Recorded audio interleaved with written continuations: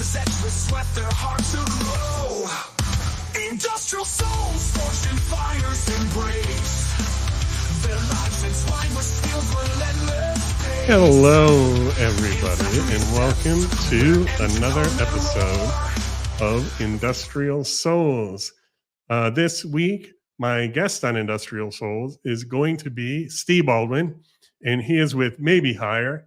Maybe Hire is a construction groundworks company, and he's going to talk to us about marketing, and he's going to talk to us about his personal background and some of his health story, his work story, his personal story. He's also just a super fun guy, so I think you're going to enjoy him. So stick around because things are about to get industrial.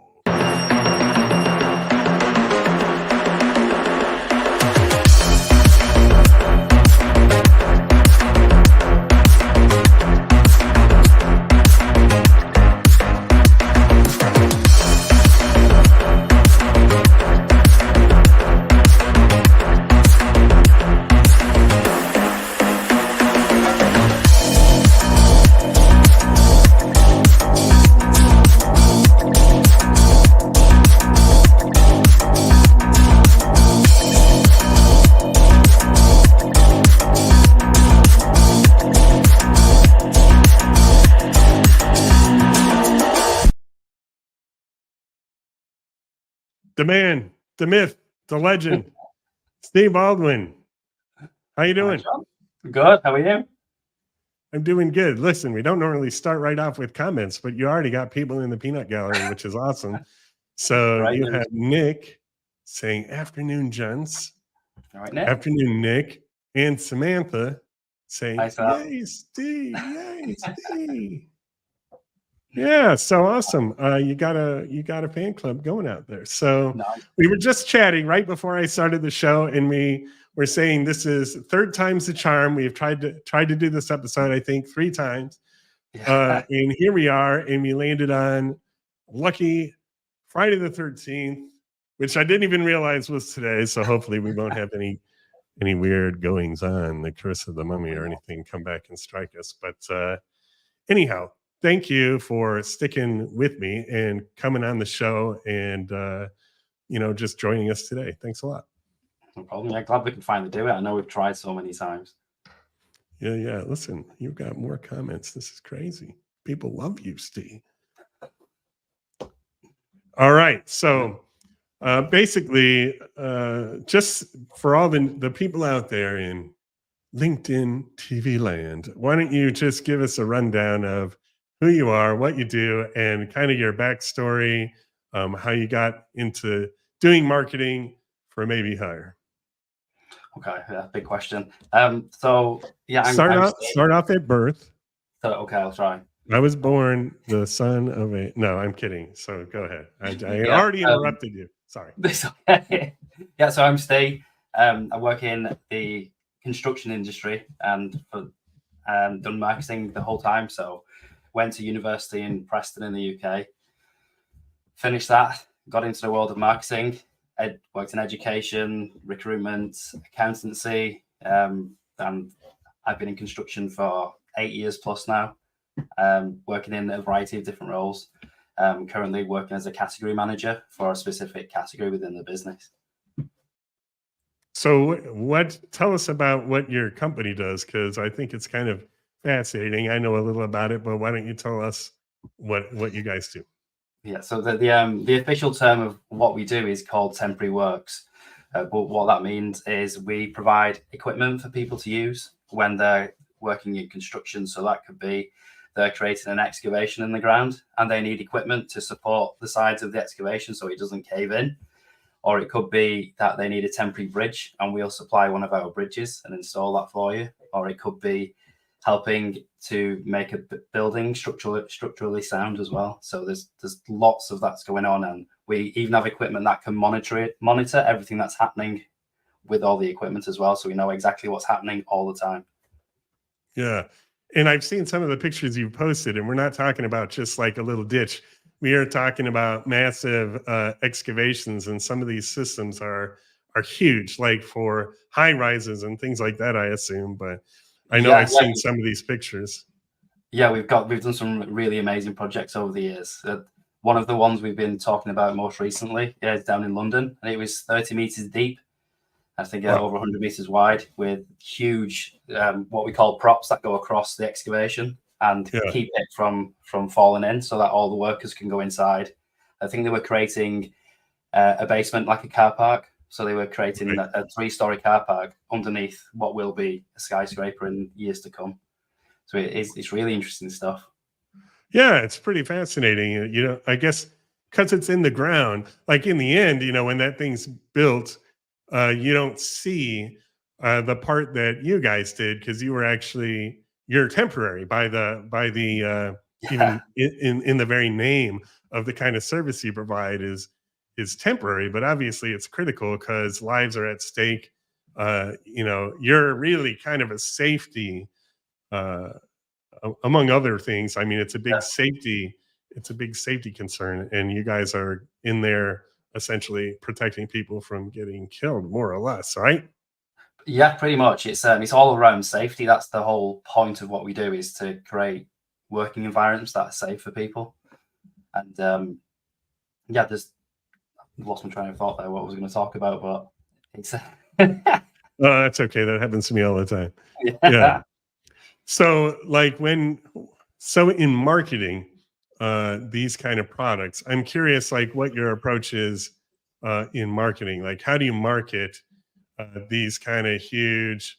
There has to be a very small uh, kind of target audience that you can sell temporary works to, and I imagine it's like a very niche market. So how do you go about marketing these services to people? What's your target customer like, and how do you convince them that you're the choice? yeah. You are absolutely right. It's very niche. I'd never heard of it before. Even once I got the job, I wasn't really sure what it was at the time, and learned all about it.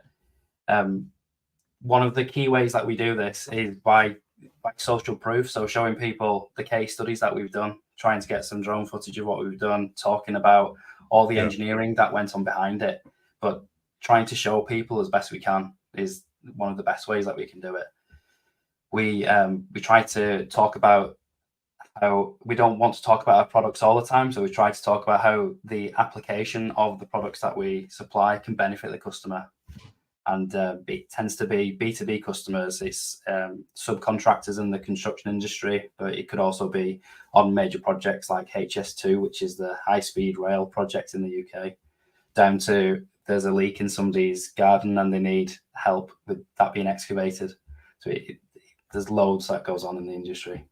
A So huge it's range of trying to, applications. yeah. Yeah. That's pretty cool. And so I just wanted to touch on really quick. You had said social proof. I want to touch on two things. I'm just going to throw them both out because I don't want to forget them, and saying them will help me remember. One is social proof, and two, your unique approach versus your competitors and some of the technology you've developed. Okay. So going back to number one, social proof, which is something that I would think, one, in construction, I don't think of the construction industry in general as Yeah. being extraordinarily uh, high tech or internet oriented, although I'm sure I'm wrong because everybody is nowadays. But it's Yeah. just not the thing you think of. You think of building materials, labor, construction materials, all of that. You don't think high tech. And then your segment of it in particular is like, okay, the hole in the ground and holding that from falling down on people seems actually super low tech. But you guys take both a high tech approach to the way you do business and a high tech approach to the way you're marketing. If you're using social proof, so tell me about how you're doing social proof. How is LinkedIn and other social media, I guess, a critical part of your marketing campaign? What are you doing? What are you doing, and what kind of results are you seeing? And what would you say to other companies who are out there and who aren't necessarily, for instance, doing much in the social space? I think they're missing a massive opportunity if they're not looking at social in a different way than just posting on the LinkedIn has been massive for me personally over the last couple of years, but particularly in the last few months. What I've found is that LinkedIn's the perfect place to be in the B2B space. So all the people that I want to talk to, all the people I want to see pictures of our bridges and our excavations and the bits that we've installed, they're all on LinkedIn. They might not be active, but they're on there. So being consistent with your content and using different varieties of content works for us. So if we can use a video to show off a project, we'll do that. If it's an animation, we have inside Maybe Hire, we've got over 50 engineers in the business.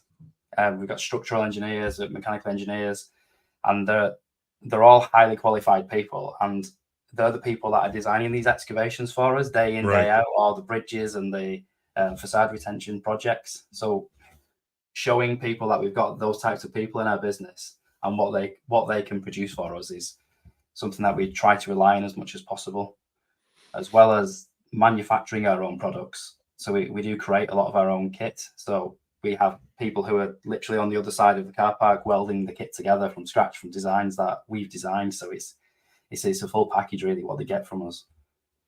Yeah, that's pretty cool. You're literally building the equipment, and also the engineers, I'm sure, can produce content from a lot of that engineering work that they're doing, whether it's like images or animations or even just content, technical content that other engineers who are implementing like your solutions need content, right? They need that kind of technical content. Yeah. None of the content would happen without those engineers. Those engineers help us write those case studies. They create the products, and one of the things that makes Maybe Hire different is we have a product service called Eve, which is it's like some animation software, but it's also built on the Unreal Engine. And you can go into that and you come up with a big design of, say, this big excavation in London.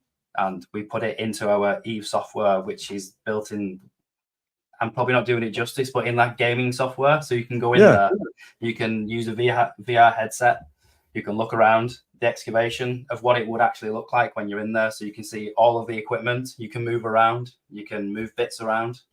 Can you shoot bad guys while you're in there? I can ask them. I'm sure they can add it in if they want us to. Yeah.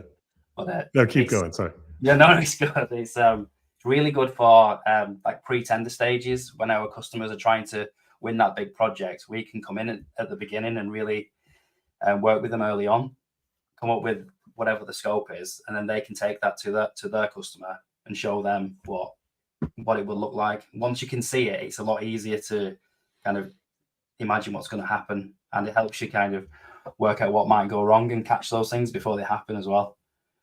Yeah, a lot of people in manufacturing, in industrial, talk about this concept called digital twin, which is essentially like having a digital representation of whatever your product is that you can then plug digitally into, for instance, another construction that's being made out of your product. And it sounds like this is kind of your approach almost to like the digital twin concept, where you're creating whatever it is digitally, and then you can actually go walk around in it and look at it. And because your space, you're not making a thing.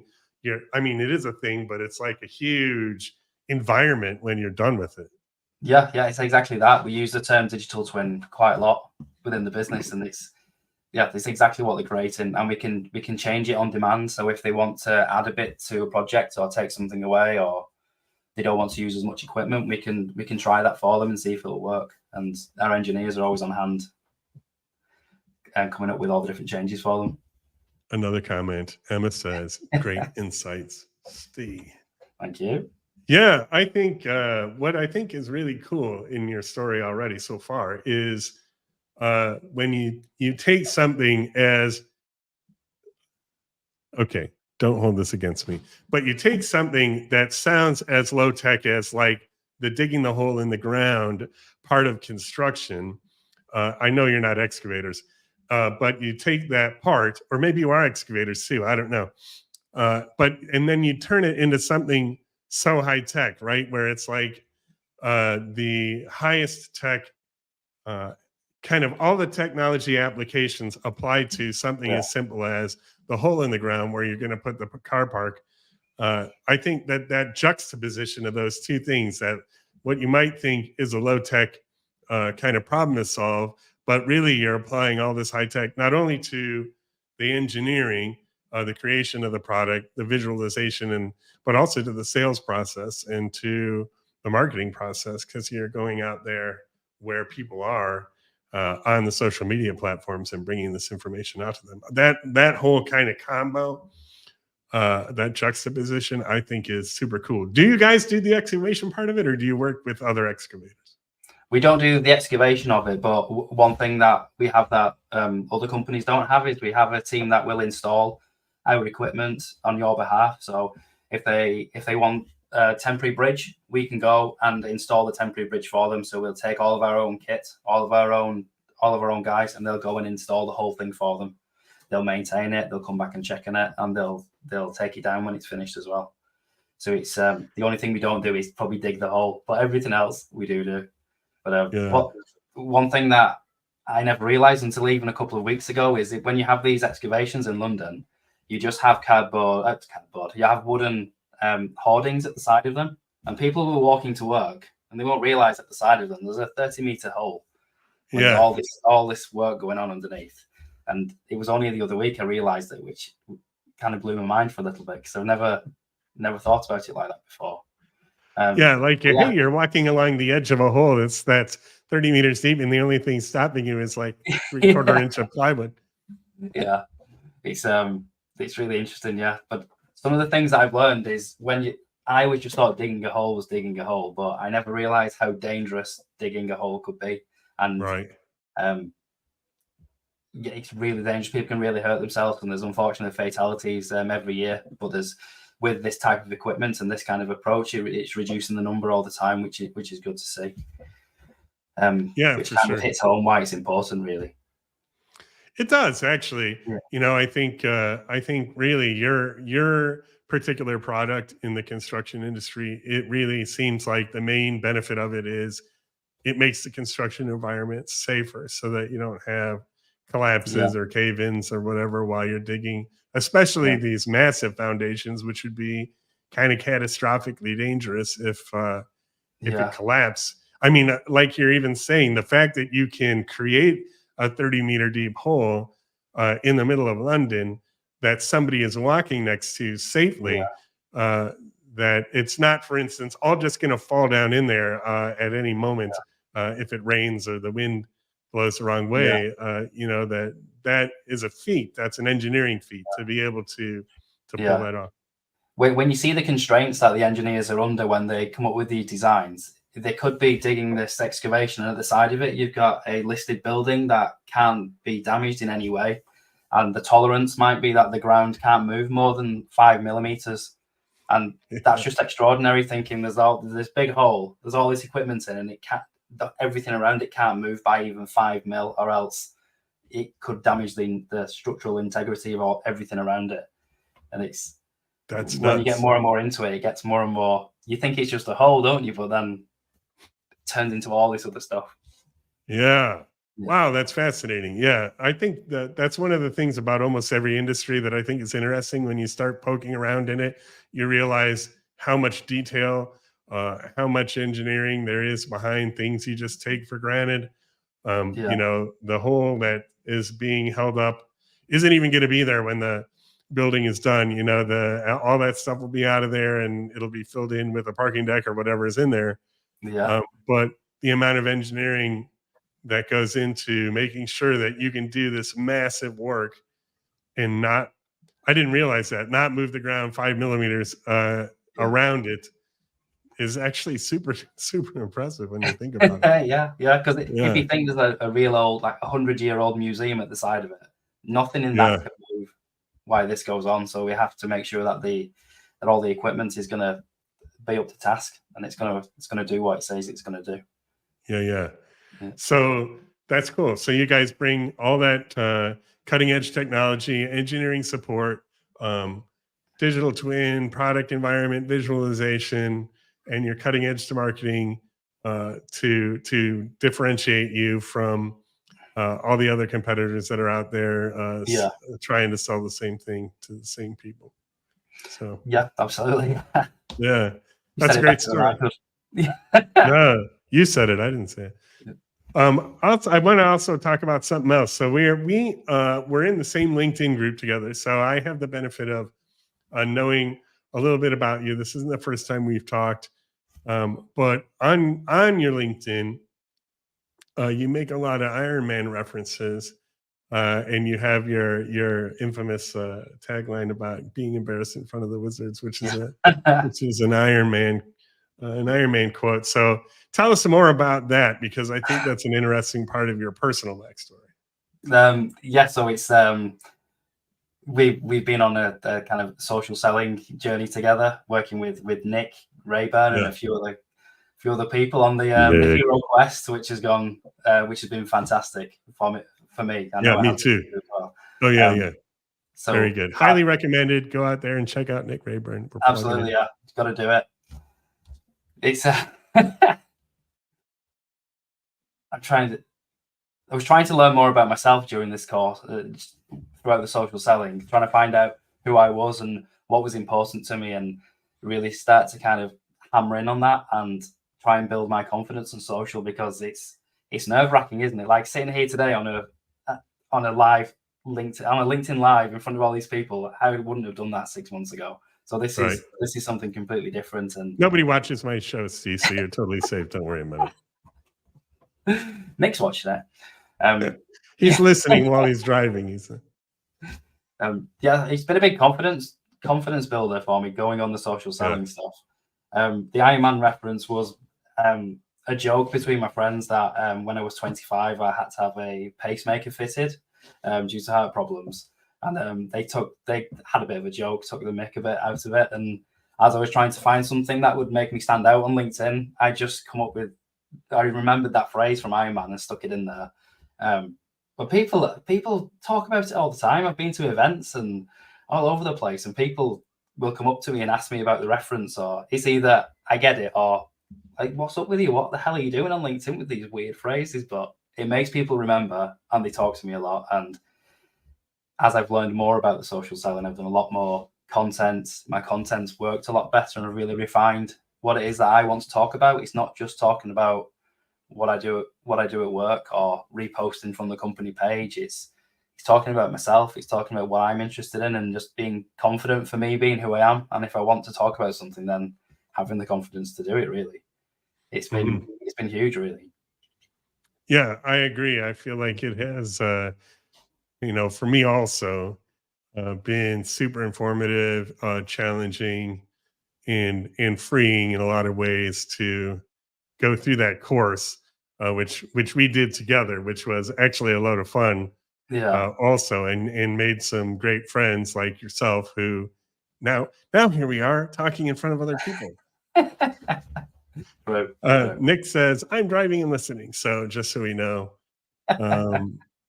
Emma, great insight. And Julie says, my viewership is massive. Well, you're watching, Julie, so there you go. That's good enough for me. That's all that matters. Julie's watching. Nick is listening. So what is it then on the personal side? You're saying you don't want to just talk about work. What is it that you do like to talk about? What is it that is the thing that matters to you at the end of the day? That is the part of you that you want to bring, or that motivates you or centers you personally. What is that thing for you?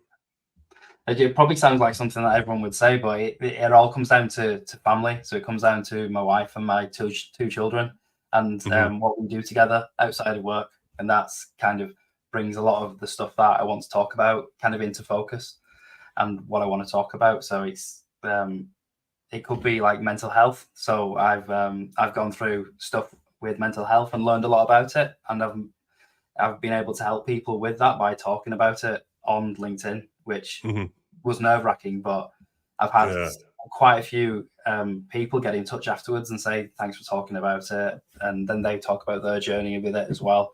So that's been really good to do. And it's not about trying to get more followers or anything like that. It's it's knowing that you're helping other people as well really helps Right. me want to do more stuff within the content that I produce.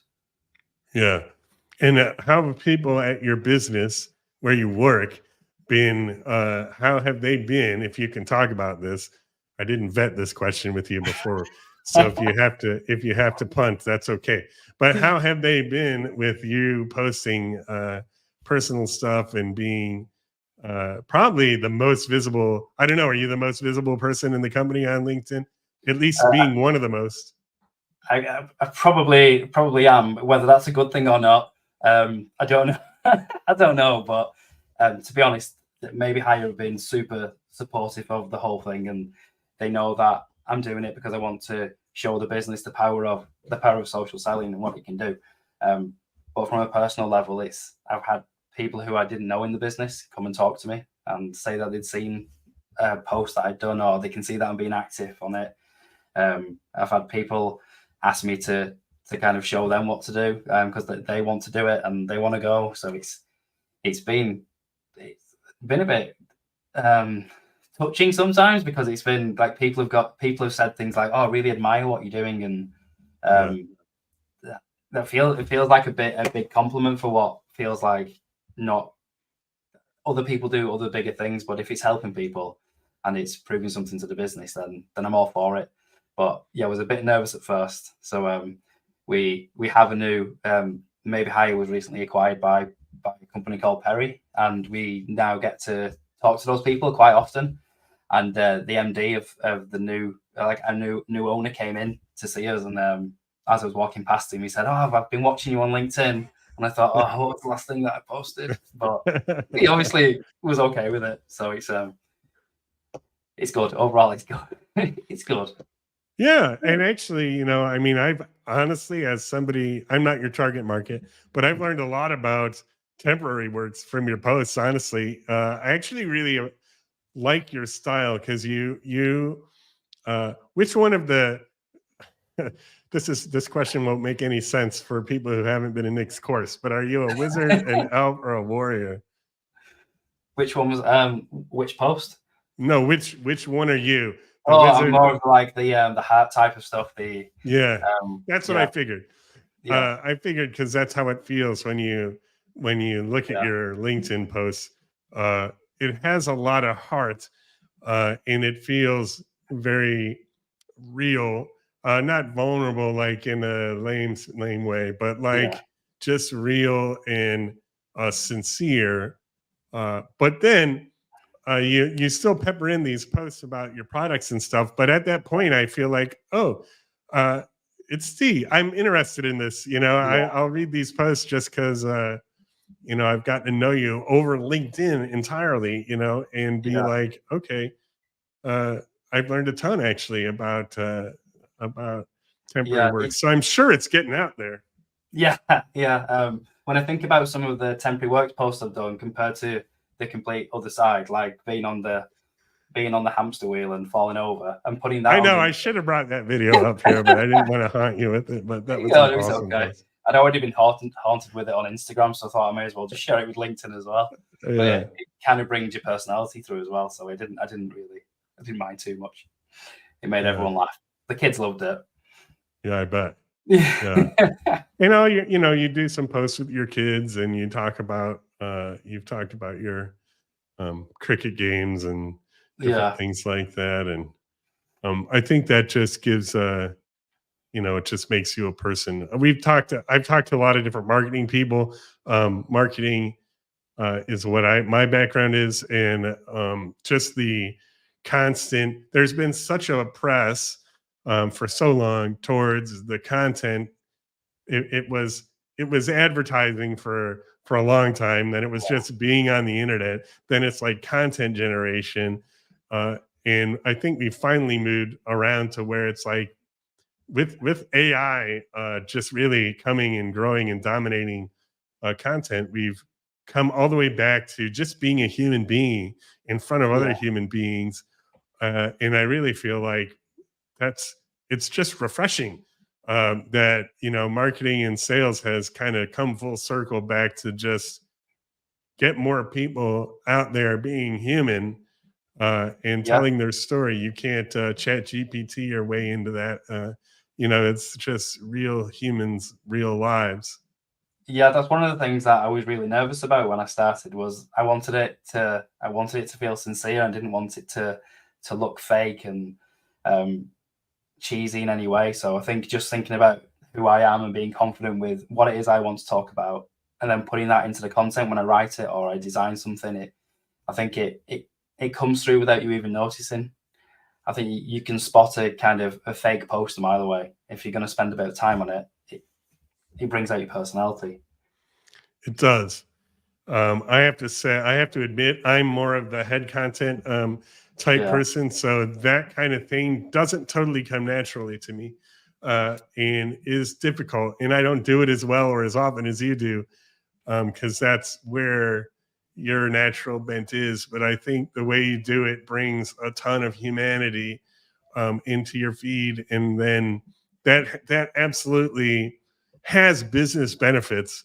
Some people don't have a hard time. Some executives, have a hard time with that kind of concept. Like, oh, you're out there being a person, Yeah. and they feel out of control, or things like that. But it's good that your company, and then even this other company that's come in, uh, are both seemingly on board with all of that and supportive of that and understand the Yeah. benefits of it for themselves as well as for you. Yeah, they are really good at letting you grow into what it is that you want to do, and if you've got a good idea, they're quite happy for you to go away and try it. And I said at the start of it, the only person who's going to look silly at the end of it is me. So that didn't work out that way. Well, maybe a bit, Yeah. but yeah. So I think we take each other too seriously, or take ourselves really too seriously. So looking silly, I think, is refreshing, honestly. Yeah, that's true. Yeah. So Samantha says, she says, he is incredible. So that must be you. I'm not going to try to own that one. Yeah, that was Steve is incredible. Yeah. Thanks, Sam. I have to agree. Steve is an incredible guy. Steve, I want to thank you for coming on the show, spending a half an hour with me, chatting about various things. If people want to get a hold of you, is the best way for them to do that on LinkedIn? Yeah, just find me on LinkedIn. Yeah, we can comment link it later. Yeah, so you're all over the post. So people, if you want to learn more about Steve, go check out his LinkedIn feed. Look for the reel, or look for the post where he's on the hamster wheel, and you can thank me for that later. Thanks, Joe. Thank you. All right, Steve, thanks for being on, and we'll catch you all around on the next one. See you.